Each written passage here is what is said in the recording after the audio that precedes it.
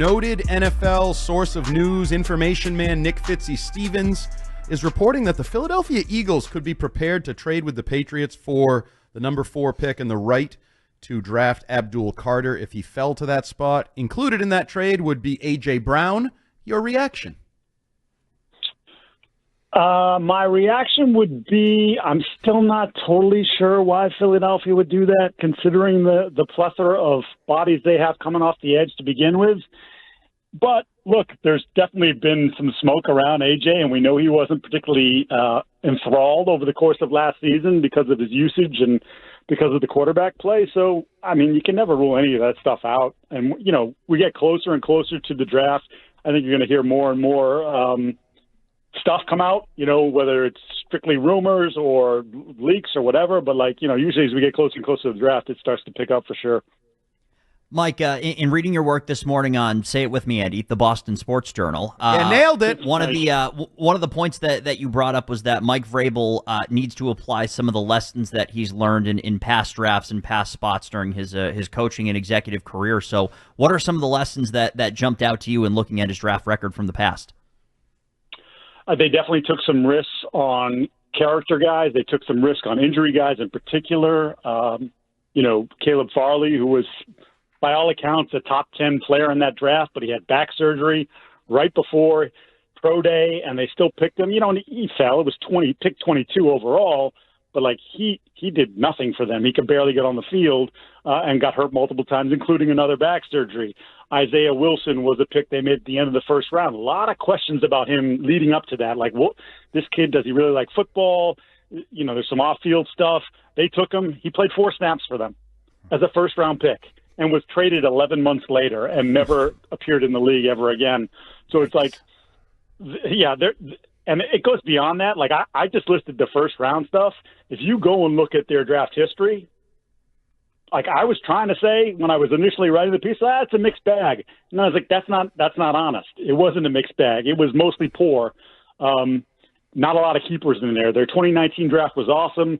Harold Landry in 2018 in the second round turned out to be a hell of a pick. You know, gets a second contract from them and then gets a contract from the Patriots. And look, Mike wasn't in charge entirely, right? Like John Robinson was the GM, and Mike, you know, over the years got more power when it came to the draft, and then, you know, John Robinson got fired. But, like, there's a lot of misses there. So the hope is that they have modified their system in some way, shape, or form that allows them to find more success in the draft, because I think we all know they're going to build this thing the right way. And Mike said it himself, like, you keep missing in the draft, then you have to start chasing in free agency, and usually that's not a good recipe. Okay, Mike, I'm not sure if we're going to get a chance to talk to you before next Thursday night, so I'm going to ask you now, rubber band gun to your head. Who do the Patriots end up taking there with the 4th overall pick? It's Will Campbell, you know, and I mean, yes! I've made my case against or why I wouldn't do it, but he checks a lot of needs for them, and then the hope is that, you know, he'll start him in left tackle and that he proves he belongs there. You know, there's a lot of people who say, well, if he doesn't end up there, you just kick him inside. Well, he has never played guard before. So it's just automatically assume he's going to slide in there and be awesome. Look, he's got the temperament. He's got the nasty. He's strong. He's a good athlete. Like, he should be able to do it, but he's never done it before. So the hope here is that you hit him on left tackle. He ends up being a really good player for you there, and you don't have to worry about that position for 8 to 10 years. But, you know, like I said, I have my doubts because you're going against history with this pick. Like, nobody has been an all-pro Pro Bowler with the combined arm-length wingspan that he brings to the table. And if you talk to people who are being realistic, and I don't think people want to spin this, or spin's the wrong word, I don't think people really want to tell you, his tape last year wasn't that great. Like, I'm not talking bad, but I'm not talking top 4 pick in the draft good.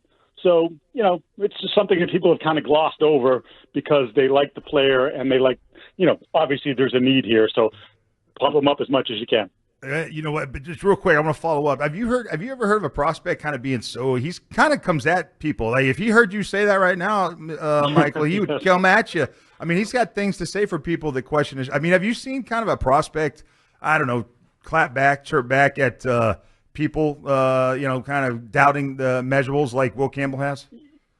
Ted, it feels like it's become more of a thing. You know, this I'm going to sound really old here. This generation, but it's the social media generation. Like, I think there's a lot more of that than there used to be, where guys have the outlet. But you're right. He went out there in front of the cameras and like, I think it's BS. And I was doing an event last night as we were raising money for Doug Kyde and charity for cancer, and his young daughter passed away. And a really great event. Fitzy was the host. It was an awesome event. A lot of people turned out, so I thanked them for that.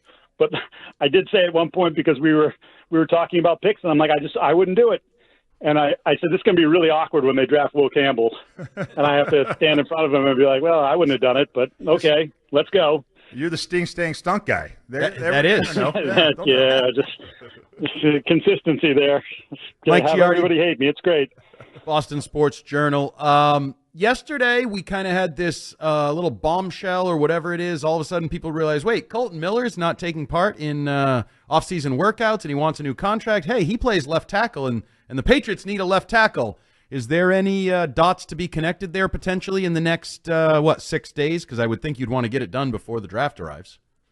Yeah, I mean, I haven't heard anything specific to it, but it certainly would make a lot of sense. And then if you did it, it either frees you to do whatever you want it for, maybe even take less value to move back if you wanted to accumulate more assets, or just take Will Campbell and say, Kolton Miller's our left tackle, and you're going to be the guard, and you're going to be the guard from day one. And now all of a sudden you look across the line and you say, oh, we've got 4 of the 5 spots taken care of, and the only one that I would sort of semi-leave out of that is I'm not totally in love with the idea of the center here in Garrett Bradbury, but they did what they did. So that's a possibility. You know, I certainly would make the call. I think it'd be foolish not to. I mean, this is clearly a money thing, and if you can somehow, whatever, it's the 3rd round pick, the extra 3rd round pick you have, and then give him a contract for a couple of years, that'd be a nice way to sort of bridge the gap and create a little bit more time and space to find the left tackle of the future. Speaking of making calls, I've seen on social media that your boss, Greg Bedard, has been sort of alluding to the Patriots being big game hunting, and he knows that they're looking for a big fish. I'm sure you guys chat, hang out, share. Like, should we be intrigued by those comments from him? So I haven't talked to him specifically about it. I would say that I think this sort of just a continuation of the aggressiveness with which they've tried to operate in the year since Bill's been gone. It's whether it be calling about Brandon Ayuk or DK Metcalf or whomever, like they have tried to make that big trade. They have tried to swing that. So I don't rule out the possibility that they're still looking for an established veteran guy, that there's a track record of, hey, we know what we're going to get for this guy.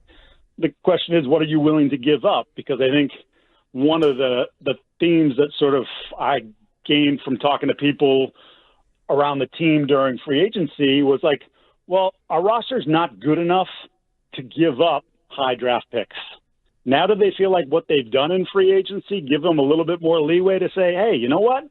If we get this guy and Drake gets better, and now we feel like it's a better offensive coordinator, and we're going to be more aggressive on defense. Like now, all of a sudden, is that one player maybe kick us?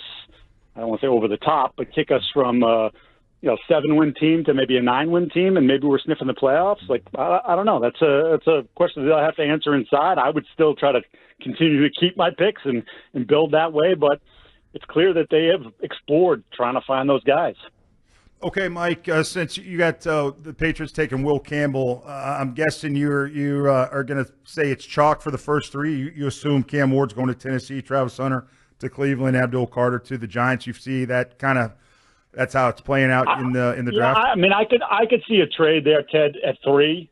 I could see the Giants not totally – so Art Stapleton has covered the Giants for a million years, had a tweet maybe a week and a half ago, and I kind of looked into it, and it's spot on. They don't technically or generally when it comes to medical red flags, the Giants don't do it in the first round. Like they want a healthy, clean prospect in round 1. And so if they have questions about the foot, and some teams do have questions about the foot, including New England, then maybe that slides them off the board. I still find it hard to believe just because I think from a talent perspective, it's really hard to pass that up, what he's capable of doing off the edge. You're talking about probably someone who could come in the league and be a double-digit sack guy, if not in year one, certainly from year two and on, if he becomes the player we all think he's going to be. So, but that could be a spot, right? Because I think they still have holes to fill, and there's two people desperately trying to save their job there, and the general manager and head coach Brian Dable. So I don't know how they view that, but like that would be an interesting one to me if they have medical concerns and don't want to make that pick. All right, Mike, appreciate you joining us. We will be staying tuned to your Twitter, your social media, the Boston Sports Journal for your build-up. But Will Campbell, I don't mind it. I'm okay with that. That's your guy. No, of course. You've totally talked yourself into it, Andy. That's right. Where there's a will, there's a way.